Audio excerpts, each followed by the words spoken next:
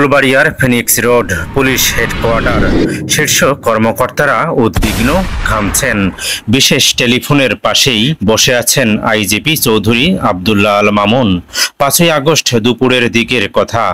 সকাল থেকে দুপুর বিশেষ টেলিফোন কয়েকবার বেজেছে, কিন্তু কাঙ্ক্ষিত ফোন আসেনি। বেলা যখন 2:30 তখন টেলিভিশনের পর্দায় নতুন খবর ভেসে উঠল, প্রধানমন্ত্রী শেখ হাসিনা পদত্যাগ করেছেন। তার হেলিকপ্টার বঙ্গভবন হয়ে আগরতলার পথে।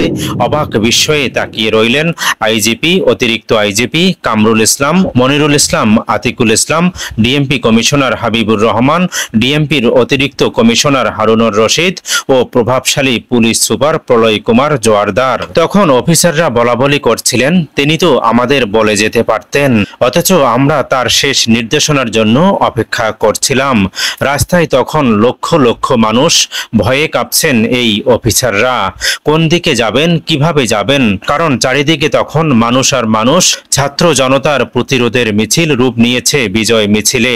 মানুষের বাঁধভাঙা স্রোতে নগরের কোথাও নিজেদেরকে নিরাপদ ভাবছে না গোটা পুলিশ বাহিনী।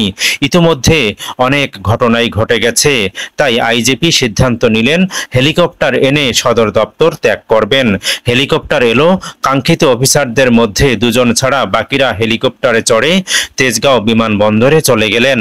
এর মধ্যে অতিরিক্ত আইজিপি কামরুল ইসলাম রিকশায় করে বাড়ি গেলেন। আলোচিত গোয়েন্দা কর্মকর্তা হারুনুর রশিদ দেয়াল টপকে আগেই হেডকোয়ার্টার ত্যাগ করেছেন। এরপরে সেই সমস্ত করাপ্টেড অফিসাররা একে অপরকে ফোন দিয়ে শুধুই একটি কথা বলাবলি করছিলেন, তিনি যাবেন ভালো কথা, কিন্তু আমাদেরকে তো বলে যেতে পারতেন। আমাদেরকে এই অথৈ সাগরে ফেলে রেখে শেখ হাসিনা কিভাবে চলে যেতে পারলেন?